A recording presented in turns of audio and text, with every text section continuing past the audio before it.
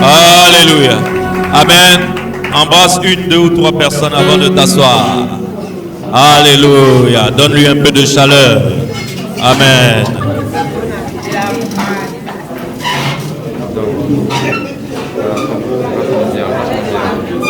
Alléluia. Amen.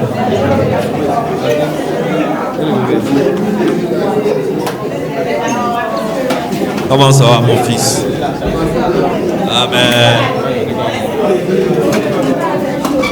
Alléluia. Alléluia. À tous.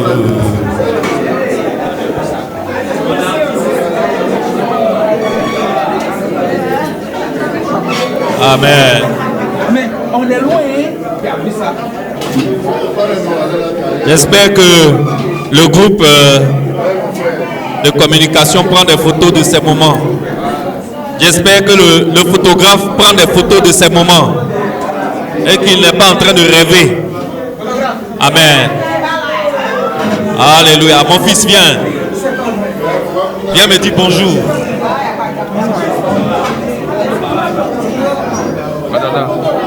Bise-moi.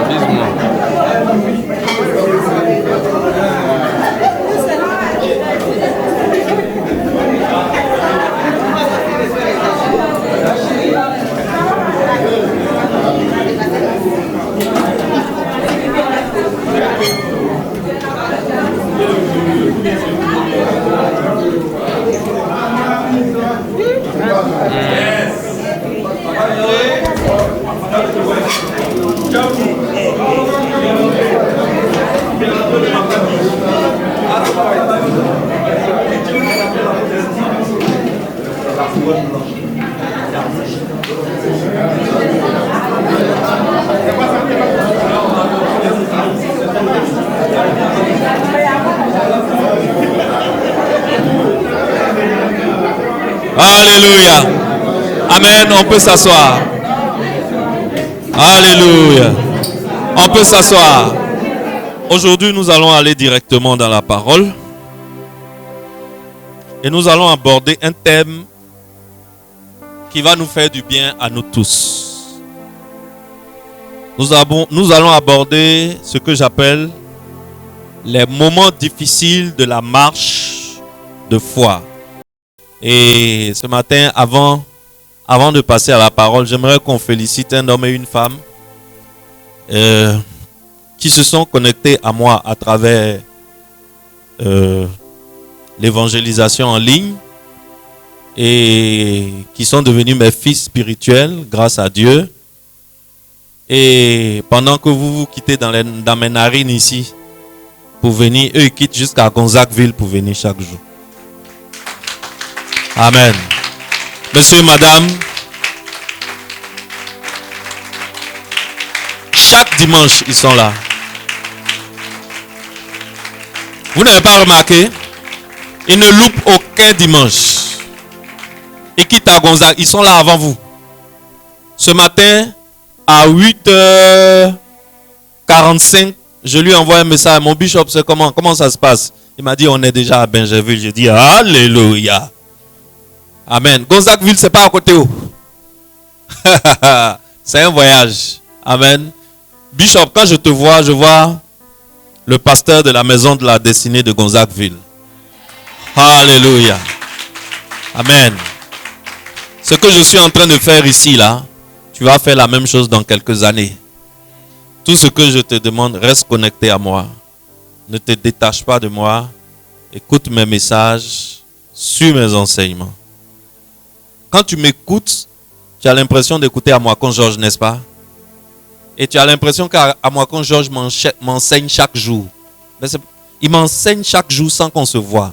Ça veut dire qu'il n'y a pas un jour qui passe où je n'écoute un message ou une prédication de Amoakon Georges. Quand j'ai rencontré le bishop à Dia, j'ai été pénétré par la façon dont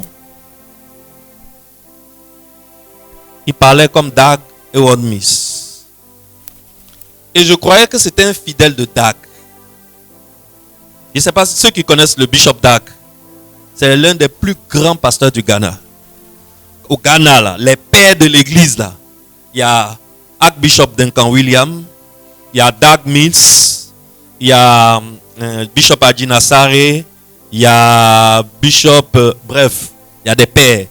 Si on prend les 5 plus grands pères du Ghana, Dag Mills doit être le deuxième comme ça. Et je me suis toujours posé la question, mais à quel moment lui il a été fidèle de Dag, alors que moi je sais qu'il est méthodiste. Et c'est après, chaque fois que je rentre dans sa voiture, il y a une prédication de Dag. Pendant qu'il est en train de conduire, il est en train d'écouter Dag Mills.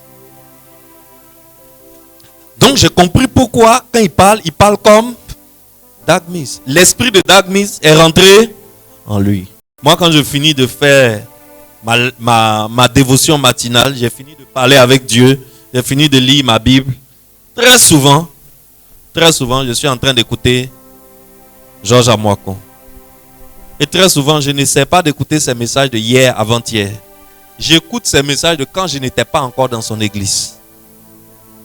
Donc, je vais sur YouTube et je cherche ses messages de 2014, 2013, où je n'avais pas encore mis pied dans son église. Et je l'écoute, et je l'écoute, et je l'écoute, et je l'écoute, et je l'écoute.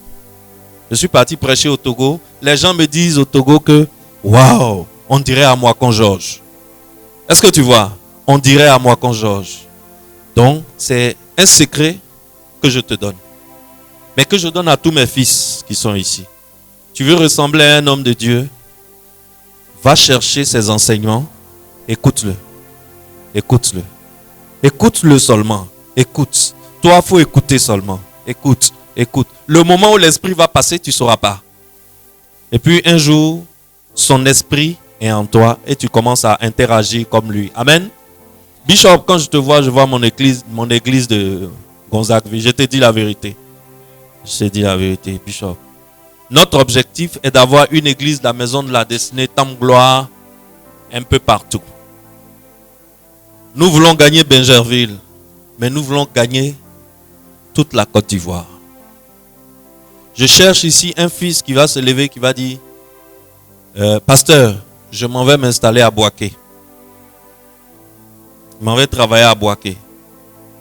Je vais le bénir et puis je vais lui dire, quand tu arrives à Boaké, au lieu d'aller t'asseoir dans une église assemblée de Dieu, crée ta cellule, la maison de la destinée. Et que cette cellule demain devienne une église, la maison de la destinée, temple, gloire. Amen. Alors quand je vous vois ici, vous que je suis en train de voir ici, plus de la moitié d'entre vous, dans 5 ans, je ne veux plus vous voir.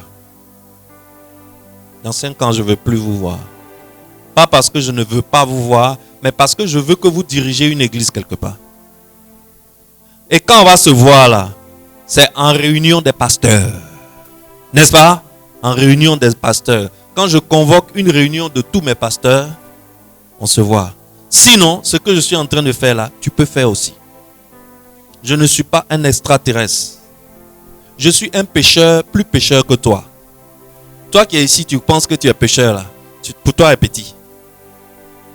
Si moi je commence à te raconter les choses que moi, Kodjo, j'ai fait dans ma vie, tu vas dire, et lui là aussi il est pasteur. Je te dis la vérité, tu vas dire, attends, lui là aussi il est pasteur aujourd'hui. Oui, Christ m'a rencontré. Le jour où Christ m'a rencontré, ma vie a changé. La vie a changé là, c'est pas piqûre, c'est pas injection. On te fait pas piqûre, et puis quand ça rentre, et puis tu dis, Christ est rentré, j'ai changé. Non. Ça se fait jour après jour. Étape après étape. Difficulté après difficulté. Obstacle après obstacle. Jour après jour. Semaine après semaine. Mois après mois. Année après année. Et puis un matin, tu te réveilles, tu te rends compte que, waouh, moi aussi, Christ, désormais, est en moi. Amen. Dieu est fidèle. Ce matin, nous allons parler. Est-ce que j'ai parlé à quelqu'un ce matin? Je veux te voir, le pasteur de Yamoussoukro. Yamoussoukro, c'est une grande et très belle ville. Une très grande et très belle ville. Si tu es le pasteur de la maison de la destinée Yamoussoukro, tu es comme un petit chef d'État.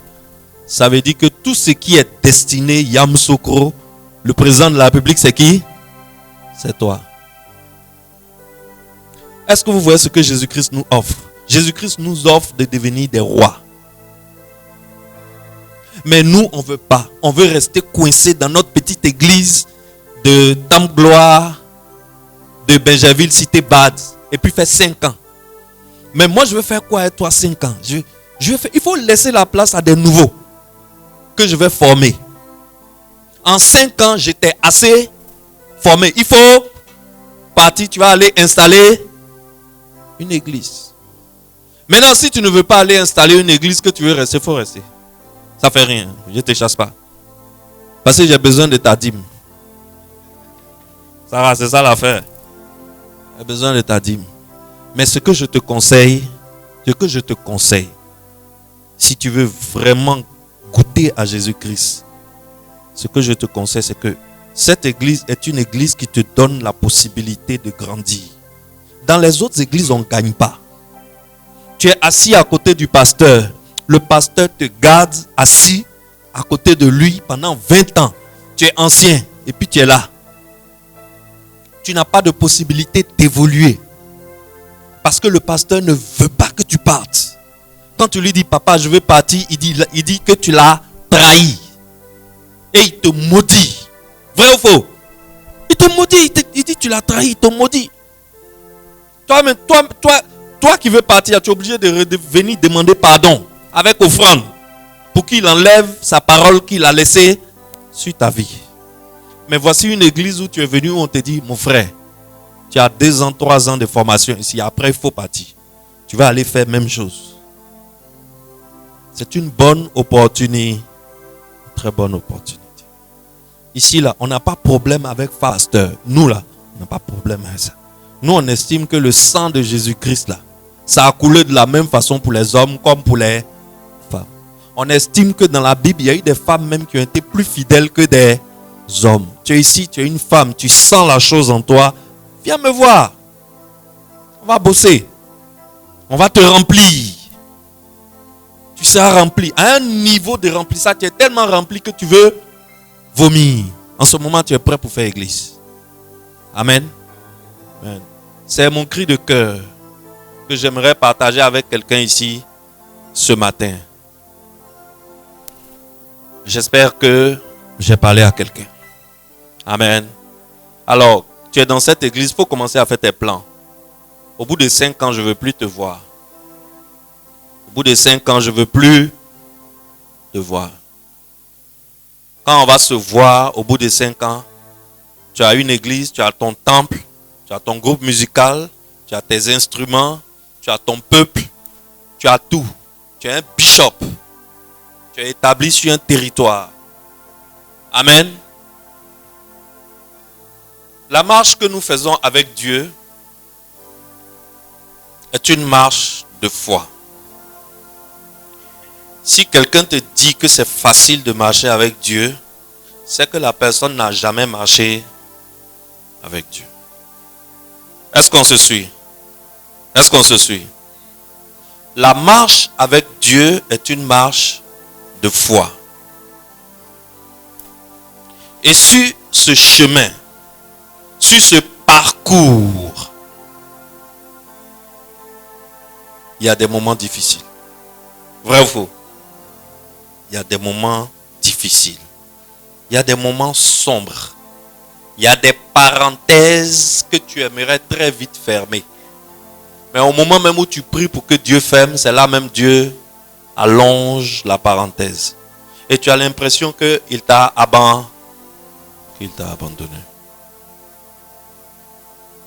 Je veux te dire, à toi qui m'écoutes ce matin, que ça n'a pas commencé avec toi. Et ça n'a pas commencé par toi. Ce matin, je viens te rassurer. Si tu es en train de traverser un moment sombre de ta marche de foi et que tu commences à avoir des doutes, tu es fatigué, tu en as marre, tu veux jeter l'éponge, tu veux dire tout ça là c'est bon, attends je vais vivre comme monsieur tout le monde et puis ça a fini. La dernière fois je vous parlais, je ne sais pas si c'est à vous ici, d'un gars que je connais, un vieux. Le vieux là aujourd'hui, il vit, oh là là. Quand je me suis approché de lui, on a commencé à bien causer. C'est là que j'ai découvert que, en fait, le vieux là, il était pasteur adjoint dans une grande église qui existe encore aujourd'hui. L'église est là aujourd'hui. Il était pasteur adjoint. Il était le numéro 2 de l'église. Et aujourd'hui, il a laissé la main de Dieu parce que il dit tout ça là, c'est bon, je suis fatigué. Et il vit comme il veut. Pourquoi? Parce qu'il a découvert un jour que son pasteur principal, en qui il a confiance et avec qui il travaille pendant de longues années, en fait, avait un feu étranger dans l'église pour attirer du monde. On appelle feu étranger tout médicament que tu t'en vas chercher qui est différent de l'autel de la croix que tu viens mettre dans l'église pour que l'église soit remplie. Et quand il a découvert ça, ça l'a tellement cassé, il a dit bon, tout ça là même, c'est bon. Et il a abandonné et il vit comme monsieur tout le monde aujourd'hui. Et quand tu lui parles de l'évangile, il fait et puis il laisse tomber. Il a jeté l'éponge. Il dit tout ça là même c'est bon. La marche de foi, tout ça là même c'est bon. Marcher avec Dieu, tout ça, c'est bon, je suis fatigué. Ça peut t'arriver. Tu n'es pas plus fort que le monsieur. Il peut arriver un moment où tu en as marre des difficultés de la marche de foi, des moments sombres de la marche de foi qui ne veulent pas se terminer. Je viens ce matin pour te prouver dans la Bible que tu n'es pas le seul à qui ça arrive. Et que même le père de la foi, l'homme que Dieu a appelé pour dire à travers toi, je veux me constituer un peuple.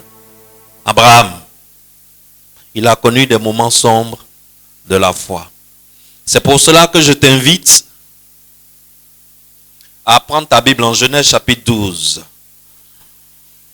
Genèse chapitre 12, nous allons lire du verset 10 au verset 20. Il eut une famine dans le pays et Abraham descendit en Égypte pour y séjourner. Car la famine était grande dans le pays. Comme il était prêt d'entrer en Égypte, il dit à Sarai, sa femme, « Voici, je sais que tu es une femme belle de figure. Quand les Égyptiens te verront, ils diront, c'est sa femme. Et ils me tueront et te laisseront la vie.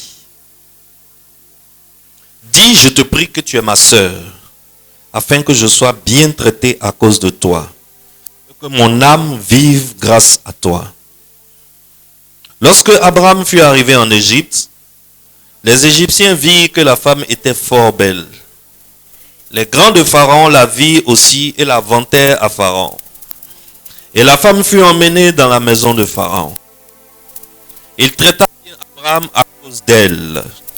Et Abraham reçut des brebis, des bœufs, des ânes, des serviteurs et des servantes, des ânesses et des chameaux.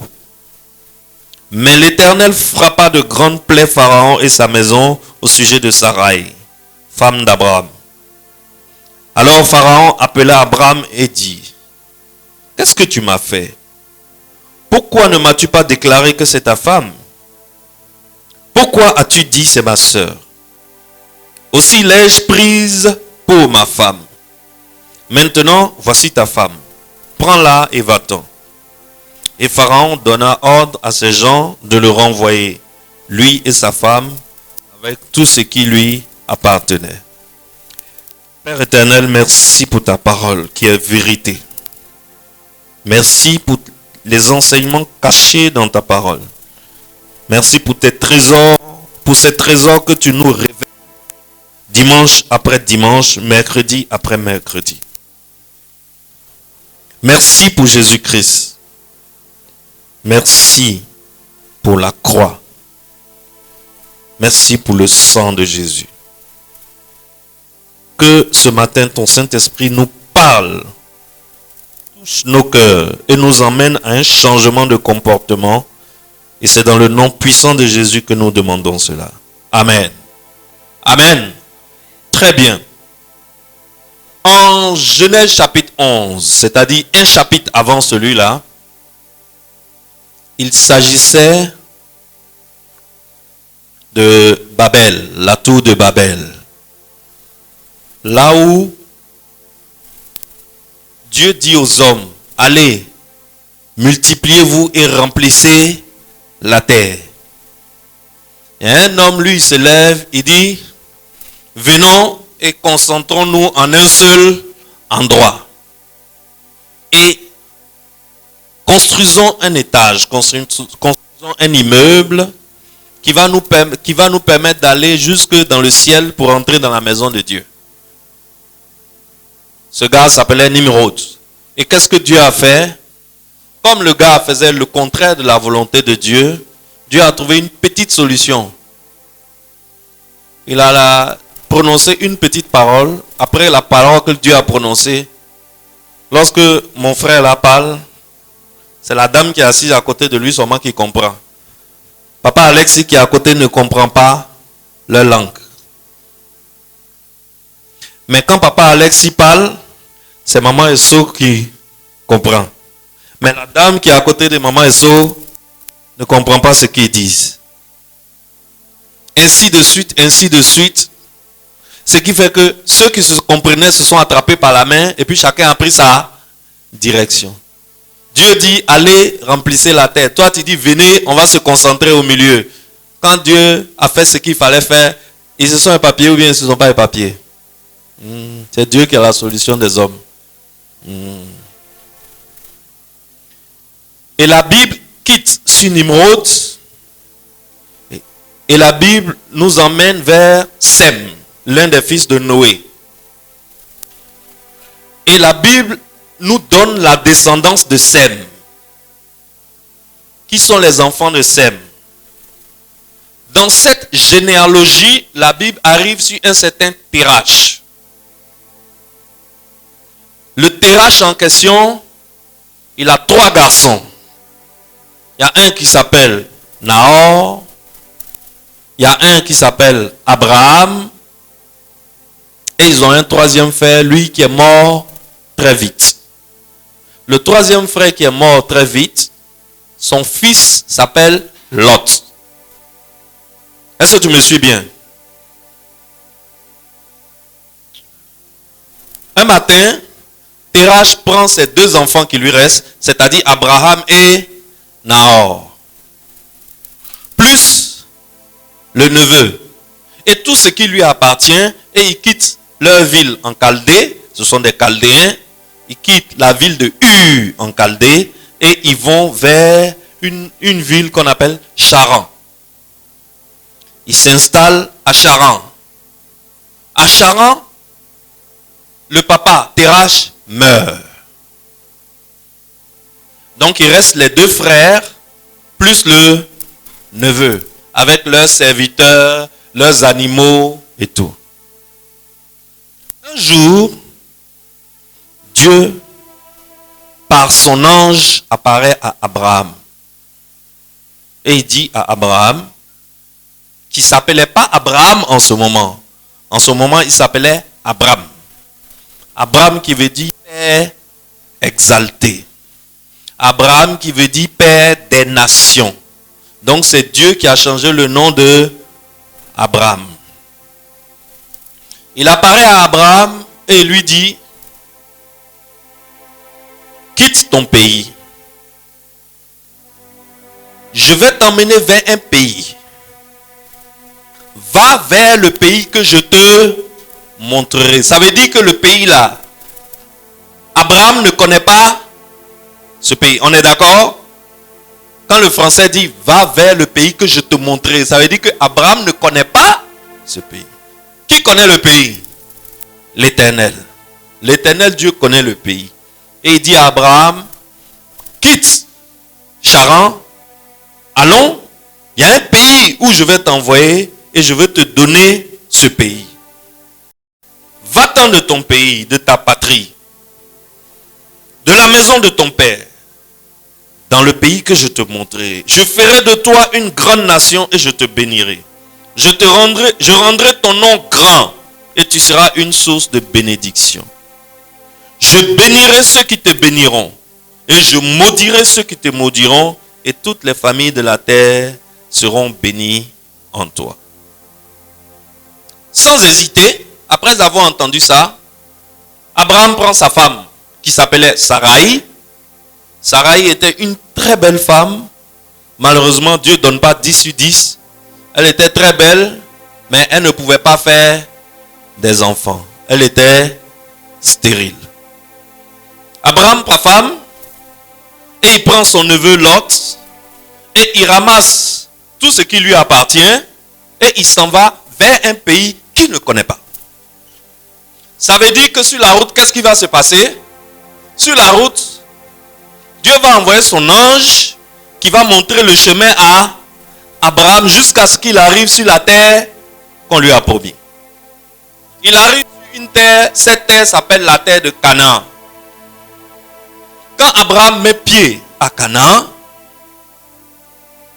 Abraham se rend compte que la terre que le gars là m'a promis là. Mais il y a des gens sur la terre, il y a des habitants à Canaan. Alors que quelque part, quand tu me dis allons sur une terre que je vais te donner, moi dans ma tête je me dis que tu vas me donner une terre où il n'y a personne. Comme ça, si je m'installe, il n'y a pas quelqu'un qui va venir me réclamer ou bien me revendiquer le droit de propriété, le titre de propriété de cette terre. Ni à moi de mon vivant, ni à mes enfants quand ils seront là plus tard. Abraham arrive à Canaan et Abraham se rend compte qu'il y a des habitants à Canaan. Mais s'il y a des habitants à Canaan, comment moi je peux être le propriétaire? Donc Abraham dans sa tête, il est confus. Il est perplexe. Il commence à se poser des questions. L'ange de l'Éternel lui apparaît. Et l'Éternel dit à Abraham, Abraham, on va parler ivoirien. Abraham, je dis, je te donnerai cette terre. Je donnerai ce pays à ta postérité. Et arrivé à Sichem, en Canaan, sous des grands arbres qu'on appelle les chênes de Mamré, lorsque Dieu rassure Abraham, et Abraham sait qu'il est sur une terre qui a des habitants, mais quels que soient les habitants qui sont sur cette terre, l'Éternel des armées m'a dit et m'a promis que cette terre sera à moi et à ma postérité. Quand Abraham a compris ça, qu'est-ce qu'Abraham a fait? À Sichem, où il était, sous les chênes de Mamré, Abraham a bâti un autel à l'Éternel. Ça a été le premier autel que Abraham a bâti à Canaan. Dieu parle à chacun de ses enfants que nous sommes. Et quand il nous parle très souvent, quand Dieu te parle très souvent, c'est une promesse. Vrai ou faux? Vrai ou faux? Très souvent, quand Dieu décide de parler à un de ses enfants, c'est pour lui faire une promesse. Maintenant, ce qui va se passer entre ici, maintenant où tu es, et la réalisation de la promesse là, il ne te dit rien. Il te laisse dans le noir. quant à ce qui concerne le parcours de toi jusqu'à la réalisation de la promesse, les choses qui vont se passer, les péripéties qui seront sur le chemin, les obstacles, les difficultés, les moments difficiles, les passages à vide, les moments sombres là, Dieu ne te dit rien par rapport à ça. Mais quand tu es confus, il revient et puis il te dit, mon fils, j'ai dit, moi l'Éternel des armées, je dis, tu seras tant, tu auras tant, je te positionnerai à tel endroit. Pourquoi Dieu ne te dit rien sur le parcours qui te sépare entre ici où tu reçois la promesse et le jour de la réalisation de ta promesse? Parce que quand Dieu ne te dit rien sur quelque chose, c'est parce qu'il compte s'en charger lui-même. Dis-moi Amen. Quand Dieu ne te dit rien sur quelque chose, c'est parce qu'il compte s'en charger lui-même. Dieu sait que sur ce parcours, tu vas arriver à des carrefours où les vents qui vont souffler seront des vents contraires. Ce ne sont pas des vents qui favorisent la promesse qu'il t'a dite. Dieu sait que tu seras confronté à des paramètres sur ton parcours qui crient fort le contraire de ce que Dieu t'a promis. Il sait. Mais il ne te dit rien. Tu sais, c'est très facile quand tu lis l'histoire d'Abraham dans la Bible. Parce que de toutes les façons, tu connais déjà la fin. N'est-ce pas? Mais lorsqu'il s'agit de toi-même, de ton manquement personnel, de tes problèmes personnels, de tes défis et de tes challenges personnels, lorsque ta femme est à l'hôpital, on dit la facture fait 400 000. Là où tu es là, tu n'as pas 40 500 sur toi. C'est-à-dire, tu n'as même pas la dîme de ce qu'on te demande. Lorsque le loyer s'est accumulé, ça fait 5 mois. 3 fois 5, 15. 300 000 fois 5. Ce n'est plus 300 000. C'est combien? 1,5 million. C'est-à-dire quand le djoulatier apparaît comme ça, là, tout ton univers se détruit, se désintègre. C'est-à-dire oxygène même que tu as pompé pour mettre dans tes poumons là, tu cherches, tu gagnes. Tu ne gagnes pas. Parce que tu dois 1 500 000 au djoulatier et là où tu es là, tu n'es pas capable de trouver 100 000.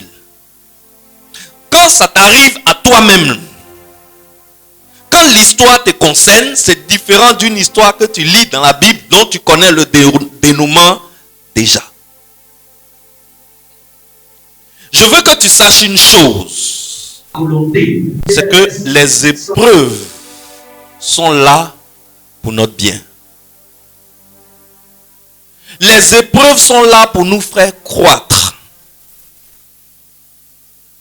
Sans épreuve, sans difficulté, sans moment difficile, il est impossible pour un enfant de Dieu de grandir. Impossible.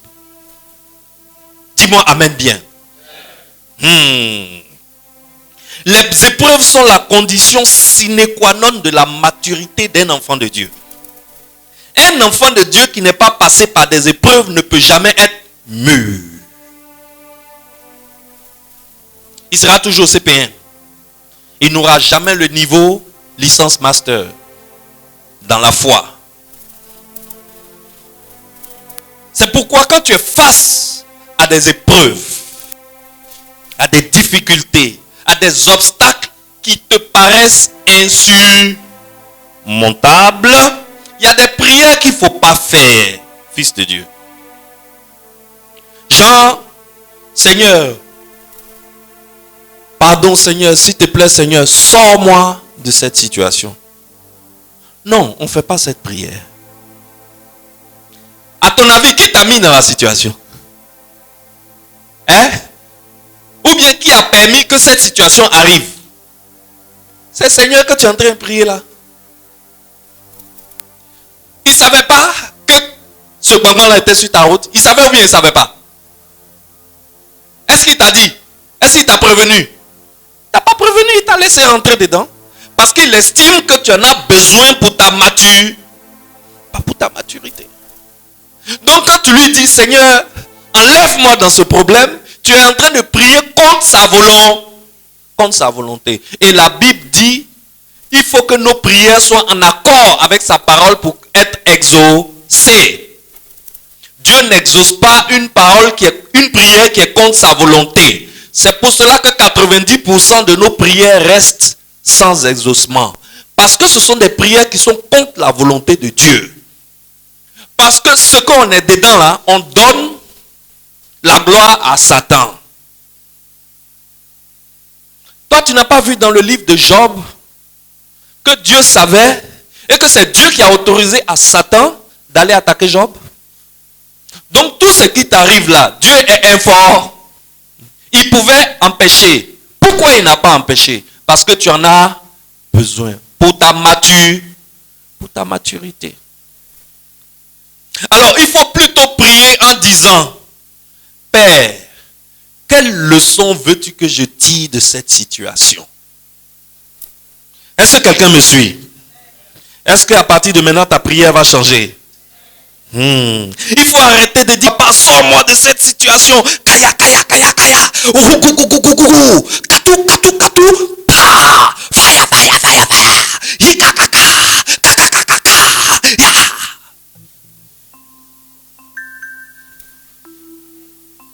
Tu es dans la théâtralisation de la prière. Tu es dans un théâtre. Tu n'es pas en train de parler à Dieu. Tu es en train de jouer un jeu d'acteur. Dis à Dieu, Seigneur, Papa, je sais que tu es informé de ça, ce que je vis là, je sais. Et je sais que c'est toi qui as autorisé. D'accord, on est déjà dedans. Papa, je tire quelle leçon de ce qui est en train de m'arriver? Excellence, je te dis la vérité. Dès que tu fais cette prière, le lendemain, ton affaire là, ça. Parce que Dieu a atteint son... Il a atteint son but. Il a atteint son but. Donc, à partir du moment où il a atteint son but, cette situation va s'arrêter et il va te donner une épreuve encore plus grande. Pourquoi? Parce qu'il veut te faire monter de grade en grade. Mais tu restes dans une leçon. Tu ne veux pas apprendre la leçon qui se trouve dans cette épreuve et tu dis, Seigneur, sors-moi, sors-moi, sors-moi. Est-ce qu'il va te sortir? Non, il ne va pas te sortir. Tu n'as pas encore compris. Tant que tu n'as pas compris avec Dieu, on est là. Avec Dieu là, on ne prend pas crédit d'une leçon. Quand Dieu veut te donner une leçon, tant que tu n'as pas compris la leçon, il ne laisse pas ça pour te donner une autre leçon. On va rester, si tu veux, on va faire 20 ans dedans. C'est toi qui meurs. Lui, il est éternel. Entre vous deux là, qui est pressé? C'est toi qui es pressé. Donc, si tu veux quitter dans ça, accepte la situation. De toutes les façons, tu es déjà dedans. Tu vas faire comment? Accepte la situation. Et pose-lui la question d'apprendre quelle leçon. Dès que tu lui poses cette question, la leçon que tu dois apprendre là, le Saint-Esprit te met ça en tête. Et quand tu acceptes la leçon, c'est fini. Dieu arrête la situation miraculeusement, mystérieusement. Tu te poses la question, mais attends, il y avait cette solution là avant et puis j'ai galéré comme ça. C'est surnaturel. Dieu est un être surnaturel. Donc il agit avec nous de façon surnaturelle. Alors, voyons Abraham face à la famine. Voilà Dieu qui envoie Abraham dans un pays. Un pays que Abraham ne connaît pas. C'est toi, Seigneur, qui connais le pays. En plus, c'est toi, Seigneur, qui es omniscient. C'est-à-dire, tu sais toutes choses longtemps à l'avance. Et tu décides de m'enlever chez moi pour m'envoyer dans un pays qui s'appelle Canaan. J'arrive dans le pays où, à peine je mets pied dans le pays, qu'est-ce qui se passe? Il n'y a plus manger dans le pays. Il y a la famine. Il y a la sécheresse. Il n'y a pas d'abali. Les gens se promènent pour chercher d'abali à l'argent. Ils ont l'argent, mais on ne gagne pas à manger pour acheter. C'est là que les gens se rendent compte que l'argent c'est bon, mais manger est... Manger est mieux. Tu as l'argent, mais s'il n'y a pas manger pour acheter, tu fais quoi? Tu as préparé l'argent là pour faire baka pour boire? Baka des billets de 10 000. Ça ne peut pas te nourrir. Et voilà Abraham qui est face à la famine. Comment Abraham va réagir? Tout le monde a faim. C'est toi qui m'as envoyé ici. Qu'est-ce que Abraham devait faire, à ton avis? Toi, tu ne connais pas un pays. C'est moi qui connais le pays. Je t'ai pris, j'ai dit, Bishop, suis-moi. Je connais un pays, je t'emmène là-bas. Si je t'emmène là-bas, je te donne le titre foncier du pays. Tu deviens le propriétaire de ce pays. Je te fais confiance et je te suis. Tu t'en vas, tu me déposes dans le pays. À peine tu donnes d'eau, voici famine. On a faim dans le pays. Normalement, qu'est-ce que je fais? Qu'est-ce que je dois faire? Tu dois revenir vers moi. Ou bien, tu viens me voir, tu dis, ah, pasteur Jules, ton mouvement là, je ne maîtrise pas trop. C'est toi qui connais ton affaire. C'est toi qui connais le pays. Maintenant, tu m'as envoyé dans le pays là, on a faim. Comment on fait dans ton pays là quand on a faim? Quand il n'y a pas mangé dans ton pays là, comment on fait? C'est pas comme ça. C'est pas ça qui est la logique. Donc, logiquement, ce que Abraham devait faire, c'était quoi? Retourner sur son hôtel qu'il a bâti. Là, on était où dans l'histoire là? Abraham avait déjà bâti 2 hôtels. Il avait bâti un hôtel à Sichem. Il avait bâti un autre hôtel à Bethel. Ça lui fait 2 hôtels.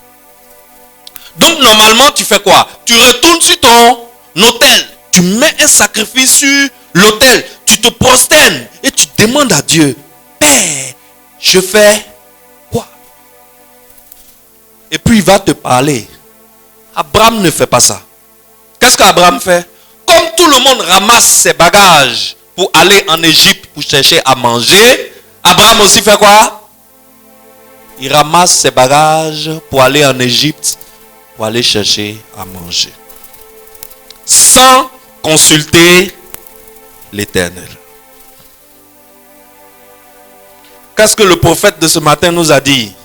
Il dit, ne fais rien sans consulter l'Éternel. Abraham décide de façon unilatérale de quitter Canaan et d'aller en Égypte pour aller chercher à manger. Alors que toi, Abraham, tu es un gars, tu n'es pas comme tout le monde. Ton statut n'est pas comme le statut des autres. Les autres là, c'est des habitants de Canaan. Toi, tu es venu à Canaan sur une invitation spéciale. Donc, quand les habitants s'en vont, toi, c'est celui qui t'a invité là, c'est vers lui que tu dois te tourner. Est-ce que quelqu'un est d'accord avec moi? Est-ce que quelqu'un est d'accord avec moi? Est-ce que quelqu'un est en train de se retrouver dans cette histoire? Nous prenons des décisions et nous faisons des choses sans demander l'avis de l'Éternel. Et ça a des conséquences dramatiques. Qu'est-ce qui va se passer? Abraham se rend en Égypte. Et dans ce pays, il va se trouver dans une situation très très difficile de sa marche avec Dieu. Il faut que tu connaisses la tradition qui est derrière cette histoire. Avant là, il n'y avait pas droit de l'homme. C'est maintenant, il y a droit de l'homme. Avant, les territoires, on ne parlait pas de pays en tant que tel, c'était des territoires. Sur chaque territoire, il y avait des seigneurs.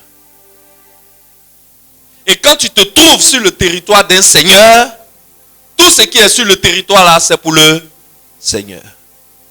Ça veut dire que toi, l'homme, tu es sur ce territoire là, le seigneur là, il a le droit de vie et de mort sur toi. Si ce matin, ça lui chante de couper ta tête, il coupe ta tête et puis il n'y a pas, ça va pas, ça va pas quelque part.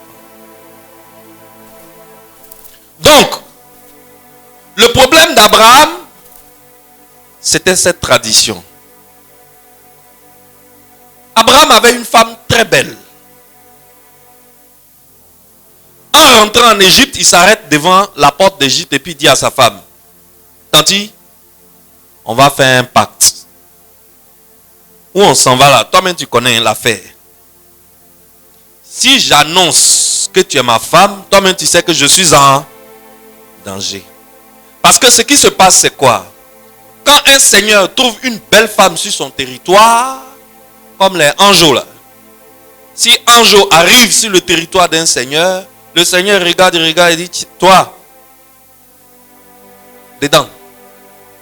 Ça veut dire que tu ramasses tes affaires où tu es là, tu rentres dans son harem. Son harem, c'est quoi? C'est la grande maison qu'il a construite pour ses femmes. Donc, ce n'est pas normal pour un seigneur qu'une belle femme soit sur son territoire et puis un autre garçon prend ça. Un seigneur n'accepte pas ça. Quand il y a un bon morceau sur son territoire, c'est pour qui? Pour lui. Si malheureusement, le bon morceau là a un mari, le gars il est en danger. Son espérance de vie vient de se raccourcir drastiquement.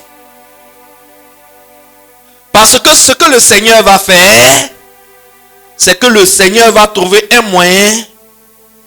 Pendant que tu es à la pêche, quelqu'un va te pousser dans l'eau là-bas. C'est pas que tu es vivant que je ne peux pas prendre mon seau là, non? Il faut quitter devant moi, quitter au soleil. Et puis ça ne va pas Parce que de toutes les façons, si on veut juger là, c'est qui on va venir? Et chez lui on vient. Donc on t'élimine pour pouvoir prendre ta femme parce que ta femme est très belle. Et c'est comme ça, c'était la tradition. Donc Abraham dit à Sarah, en ce moment elle n'était pas encore Sarah, elle était encore Saraï. Abraham dit à Saraï, où on s'en va là? Toi-même tu sais que si j'annonce mes biens, ma tête ne va pas durer sur mon cou. Donc ce qu'on va faire, je vais dire aux gens que tu es ma petite soeur. De toutes les façons, ce n'était pas faux. Saraï était la demi-sœur de Abraham. C'est-à-dire que ils étaient cousins en fait. Et je vais leur dire que tu es ma petite sœur. Comme ça, je vais rester en vie. Voilà le pacte que Abraham passe avec Sarah. Il dit, Genèse chapitre 12, verset 11 à 13. Comme il était prêt d'entrer en Égypte, il dit à Saraï, sa femme, voici, je sais que tu es une femme belle de figure. Quand les Égyptiens te verront, ils diront, c'est sa femme. Et ils me tueront et te laisseront la vie. Dis, je te prie, que tu es ma sœur, afin que je sois bien traité à cause de toi et que mon âme vive grâce à toi. Bon, tu vois la situation dans laquelle Abraham s'est mis. Les choses sont devenues très compliquées pour lui. Parce que il dit, afin que je sois bien traité à cause de toi et que mon âme vive grâce à toi. Désormais, sur qui Abraham compte pour être bien traité en Égypte? Sur qui? Sur Sarah et sa femme. Désormais. Sur Dieu. En ce moment-là, il a mis Dieu où? Il a oublié. Il a oublié son alliance avec Dieu. Excellence.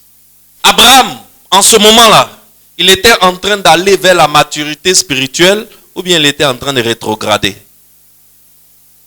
Il a fait quoi? Il rétrograde. Il est en train de rétrograder. Tu sais, la vie chrétienne, c'est une progression, fils de Dieu. Soit tu avances, soit tu recules. Même celui qui a arrêté là, il est en train de reculer. Donc, la vie chrétienne, c'est soit tu avances, soit tu recules. Et là, Abraham est en train de reculer. Et Abraham est monté jusqu'à Canaan. Il a été conduit par Dieu. Et maintenant, il fuit l'épreuve sans être conduit par Dieu. Pourquoi il n'est pas conduit par Dieu? Parce qu'il veut fuir l'épreuve. Abraham veut faire quoi? Il veut fuir l'épreuve. Fils de Dieu, est-ce que c'est pas ce que nous faisons aujourd'hui? Nous essayons de fuir l'épreuve. Et en Égypte, Dieu ne peut plus parler à Abraham. Parce qu'en Égypte, est-ce qu'Abraham a un hôtel? Est-ce qu'Abraham a bâti un hôtel en Égypte? Il n'a pas d'hôtel en Égypte. Et Il ne consulte plus l'Éternel et Dieu ne lui parle plus. En Égypte, Abraham, tout est devenu sombre dans sa vie. Parce qu'il y a des moments sombres dans la marche de foi. Et quand des moments sombres comme ça arrivent dans ta marche de foi, au lieu de compter sur Dieu, tu comptes sur autre chose. Dans le cas d'Abraham, il comptait sur la beauté de sa femme. Ils sont arrivés en Égypte. Et ce qui devait arriver, arriva. Quand ils sont arrivés en Égypte, ça n'a même pas duré.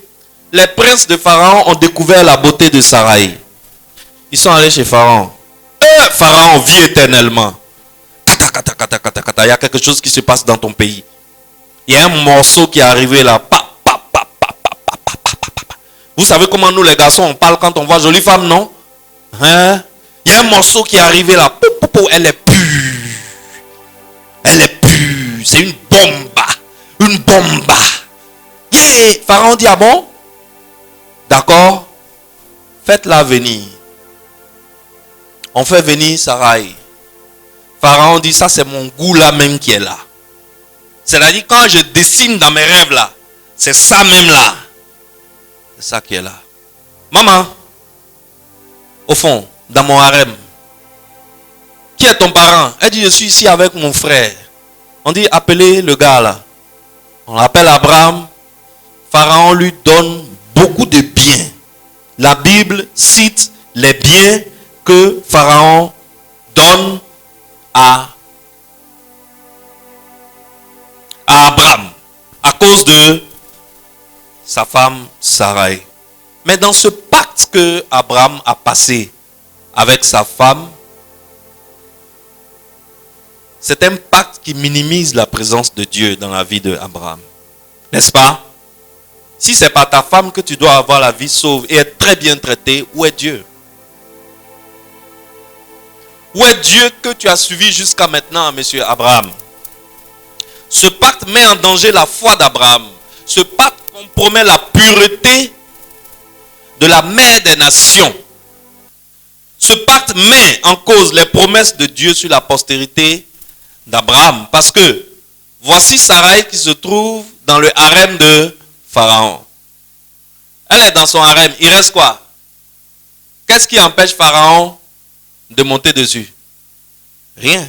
Désormais, c'est sa femme. Il a payé la dot. Or, Sarai, c'est la mère des nations.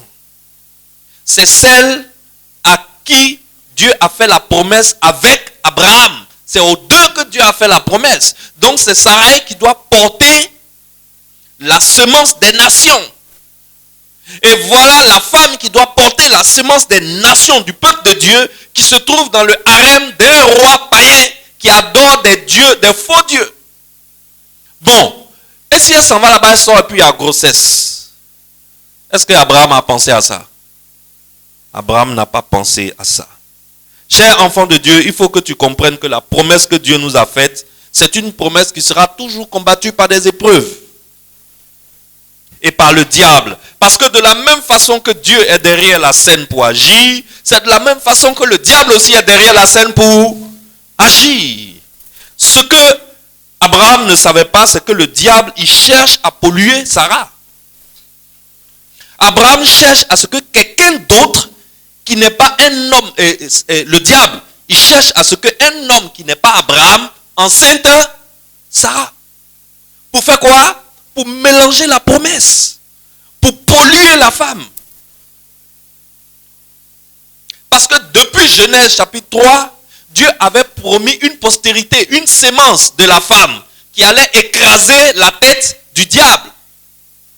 Et que le diable allait le mordre au talon. Depuis Genèse chapitre 3. Le diable, lui, n'a pas oublié. Abraham, lui, l'a oublié. Et Abraham a oublié que c'est par sa femme que ça doit passer. Et sans consulter l'Éternel, pour chercher une solution à son problème de faim, il prend la mère des nations, il l'emmène en Égypte, et voilà la mère des nations qui est dans maison, dans harem d'un roi païen. Est-ce que vous voyez les conséquences des actes que nous posons lorsque nous ne consultons pas l'Éternel? Il ne faut pas minimiser le diable. Parce que le diable, il a tout fait pour connecter Sarah à Pharaon. Et au même moment, qu'est-ce qu'il fait? Il essaie une sorte de remplacement. Voici Sarah qui est désormais dans la maison de Pharaon. Mais quand Sarah est partie chez Pharaon, on a donné quoi à Abraham? La Bible dit on lui a donné des bœufs, des ânes, des ânesses, des chameaux, des serviteurs et des servantes. Servantes là, c'est quoi? C'est femmes, il y a mousseau dedans. C'est dans les servantes qu'on lui a donné en Égypte là qu'il y a Agar. Donc le plan du diable c'est quoi? Faire partie Sarah chez Pharaon et envoyer Agar chez Abraham. Donc pendant que Dieu travaille pour que sa promesse se réalise dans ta vie, le diable lui travaille pour que la promesse ne se réalise pas. Il ne faut pas minimiser le diable. Imagine Abraham, on lui a donné quoi? Des ânes, des ânesses, des chameaux. En ce moment, les ânes, les ânesses et les chameaux, c'était les moyens de déplacement de luxe en ce moment. Si c'était à notre époque, c'était quoi? C'était Range Rover Sport, HSE, Support Chargers. Mercedes-Benz, GLE, Formatic. 8 cylindres, turbo, compresseur. BMW X7, full option.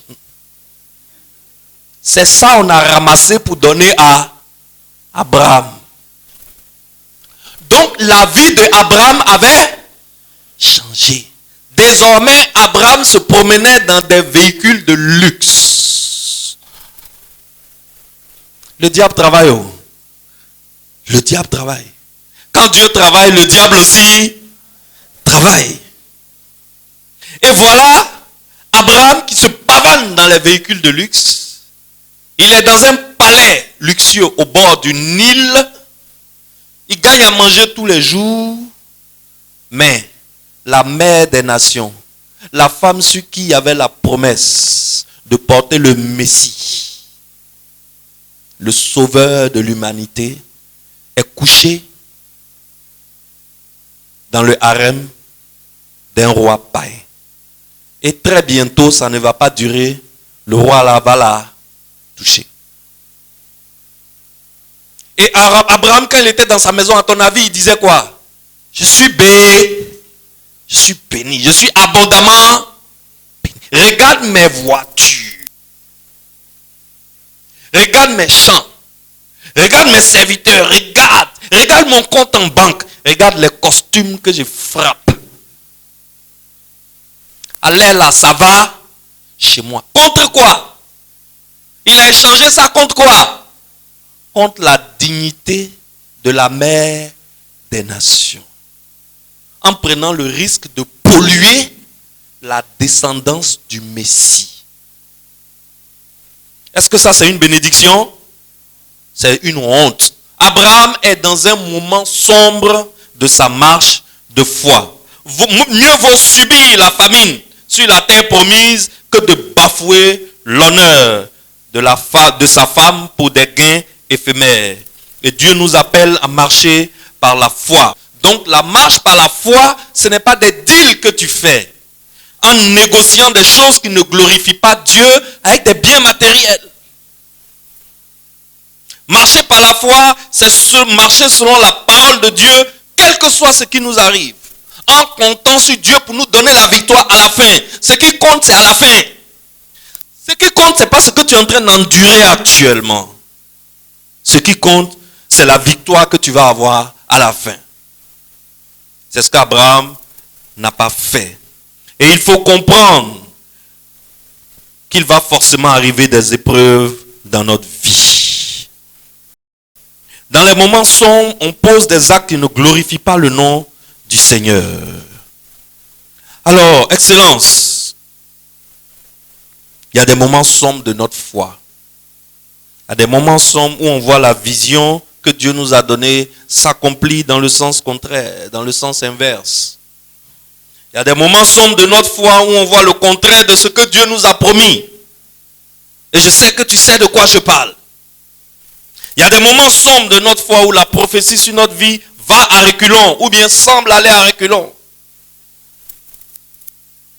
Il y a des moments de notre foi où l'espoir semble mourir et la victoire s'éloigner de nous. Il y a des moments sombres de notre foi où notre rêve se transforme en cauchemar. Alors que faire pendant ces moments sombres? C'est la question que tu veux me poser pour terminer. Que faire? C'est des moments où tu es tenté de poser des actions contraires, où tu veux jeter le pont. Je veux te dire, ne fais pas ça. C'est dans un tel moment que tu dois plutôt t'accrocher à Dieu plus que jamais. Parce que ce sont des moments de confusion où on se sent comme abandonné de Dieu. Je sais que tu sais de quoi je parle. Mais ce que je veux te dire, note-le quelque part. Je veux te dire que ce que Dieu fait en toi est plus important que ce que Dieu fait pour toi. Est-ce que quelqu'un me suit? Ce que Dieu fait en toi est plus important que ce que Dieu fait pour toi. Dieu veut travailler à l'intérieur de toi. Quand est-ce qu'à ton avis, Dieu travaille-t-il à l'intérieur de toi? C'est pendant les moments d'épreuve. C'est pendant les moments sombres. Dans une épreuve, dans un moment difficile dans ta marche de foi, sache une chose, que c'est difficile, c'est vrai, mais c'est Dieu qui est en train de travailler en ce moment à l'intérieur de moi. Donc, n'abandonne jamais Dieu, parce que Dieu, lui, ne nous abandonne jamais. Retiens ça. Dieu n'abandonne jamais. Je vais te donner la preuve que Dieu n'abandonne jamais. Lisons Genèse chapitre 12, verset 17. Dans l'histoire d'Abraham. Mais l'Éternel frappa de grandes plaies Pharaon et sa maison au sujet de Sarai. Waouh!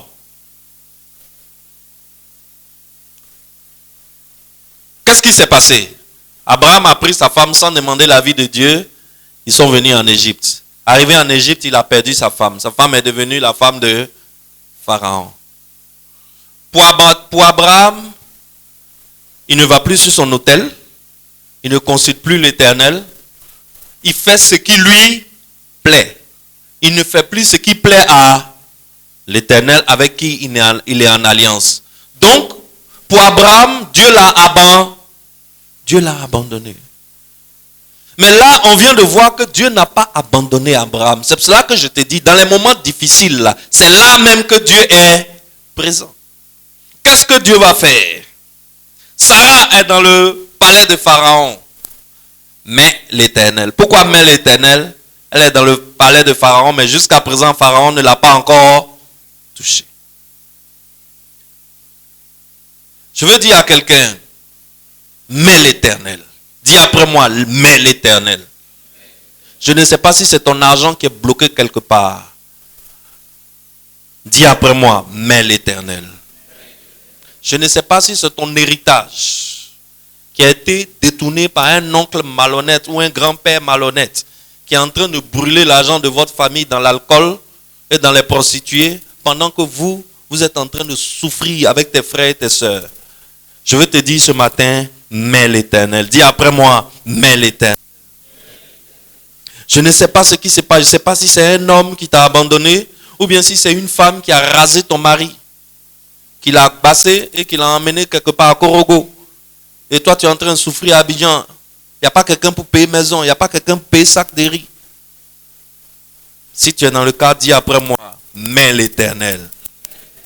Excellence. Je ne sais pas dans quelle situation tu te trouves. Mais dis après moi très fort, mais l'Éternel. L'Éternel frappa Pharaon de plaies. Excellence. C'est-à-dire que l'Éternel va faire forcément quelque chose pour que tu n'ailles pas vers la misère et la honte.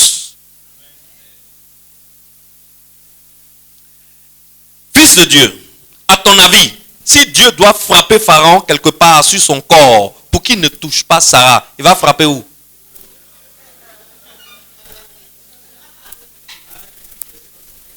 Parce que, Joe, la Bible dit que l'Éternel frappa Pharaon de grandes plaies. Je vous ai dit, quand tu lis la Bible, il faut ouvrir les yeux. On ne lit pas la Bible les yeux fermés. Donc tu te poses la question.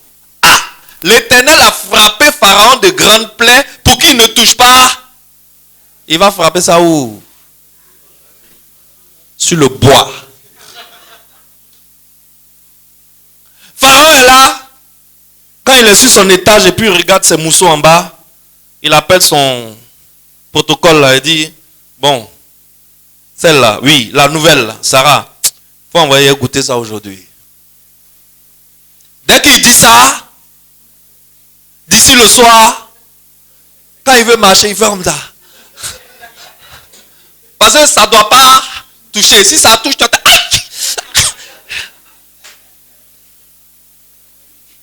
Et la Bible dit, ce n'est pas Pharaon seul. La Bible dit, tous les hommes de sa maison. C'est-à-dire, tu vas dans le palais de Pharaon, ça marche quoi? Parce que le bois ne doit pas... Il y a quoi dessus? De grandes plaies. Acclame pour ce Dieu, c'est un Dieu intéressant. Notre Dieu est un Dieu intéressant. Même dans les moments sombres, il est là. C'est surtout dans les moments sombres même que il est puissant. N'oublie pas. Et les gars commencent à chercher l'origine des plaies mystérieuses qui les frappent. Et ils se rendent compte que c'est le jour où Pharaon veut Sarah, que plaie là vienne. Dès que le lendemain, il veut une autre, plaie là disparaît. Quand un mois après, il veut Sarah, plaie. Quand il ne veut plus de Sarah, la plaie disparaît. Salomon appelle, Pharaon appelle Abraham. Il dit, monsieur, viens. Entre-temps, Pharaon, il a des marabouts et des sorciers. Ils s'en vont consulter. On lui dit, en réalité, ce n'est pas sa sœur, c'est sa femme. Et cette femme-là, si tu veux la toucher, tu auras problème. Il appelle Abraham, il dit, mon ami, je t'ai fait quoi? Je t'ai fait quoi? Et puis tu veux ma mort. Pourquoi tu ne m'as pas dit que c'est ta femme? Et tu me dis c'est ta sœur. Maintenant, moi, je l'ai prise et regarde ce qui m'arrive. Mon ami, prends ta femme. Tout ce que je t'ai donné là, les BM, les Porsche, les Maserati, tout ce que j'ai donné là, prends et puis quitte mon pays. Voilà comment enfin Abraham va reprendre le chemin de retour pour aller sur la terre de la promesse. Et arrivé sur la terre de la promesse, la Bible dit que Abraham s'arrête sur son autel. Enfin, Abraham va recommencer sa communion avec l'Éternel. Fils de Dieu, je veux te dire que les épreuves ne manqueront pas sur ton chemin. Mais je veux te dire que les épreuves, tu en as besoin pour ta maturité. Alors ne fuis pas les épreuves pour aller en Égypte, fils de Dieu. Reste à Canaan, mais demande à celui qui t'a montré Canaan là, celui qui t'a pris par la main pour venir te déposer à Canaan là, dis-lui, Père, on fait comment? Consulte l'Éternel. Parce que l'Éternel a pour toi une solution, même en pleine famine. La preuve, le fils d'Abraham, 75 ans plus tard, Isaac, il était dans le désert de Guérar. Même problème, la famine a commencé. 3 ans sans pluie. Qu'est-ce que Dieu a fait? Il a nourri Isaac en plein désert ou bien il n'a pas nourri? Non seulement il a nourri, c'est là la main qu'il a profité pour rendre Isaac riche. Parce que qu'est-ce qui se passait? Chaque 1h, 2h, 3h du matin, Dieu envoyait les anges pour venir arroser le champ d'Isaac seul. Les gens se réveillaient le matin et ils voyaient que leur champ brûle. Le soleil brûle leur champ, mais le champ d'Isaac a été arrosé par la rosée du matin. Et voilà comment Isaac, en pleine famine, est devenu un homme immensément riche. Parce que non seulement il avait beaucoup à manger, mais il y avait du reste pour vendre aux gens de Guérar. Et Isaac était devenu plus riche que toute une ville. Et les gens de la ville étaient jaloux de lui et les gens de la ville l'ont chassé. Alors je veux dire à quelqu'un, Dieu est capable de te nourrir à Canaan en pleine famine. Ne cours pas pour aller en Égypte. Je veux te dire, ne fuis pas tes épreuves. Reste là, à Canaan. Mais consulte l'Éternel sur la situation. Tu ne peux pas échapper aux épreuves. Les épreuves là, c'est Dieu même qui les favorise. C'est pour cela que épreuve de Nadia, ce n'est pas épreuve de maman de Priska, ce n'est pas épreuve de Adia. Dieu sait quelle épreuve il faut pour chacun. En fonction de la maturité qu'il veut obtenir de toi. Donc l'épreuve qui est sur toi actuellement là, c'est pour toi là qui est là. Ne fuis pas. Tu fuis là, tu vas où? En Égypte.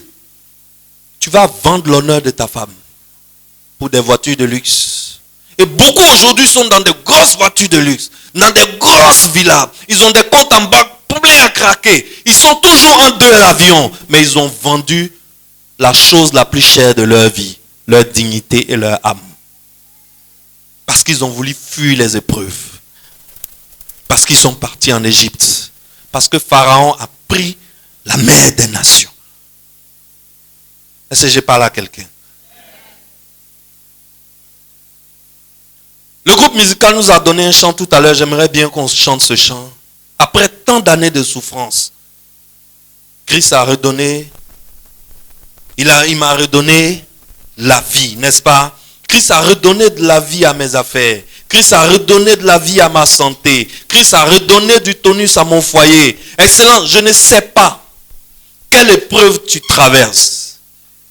Mais je te dis, ne fuis pas l'épreuve. Ne va pas en Égypte. Reste à Canaan. Et quand tu es à Canaan, consulte l'Éternel. Va sur ton autel. Prie.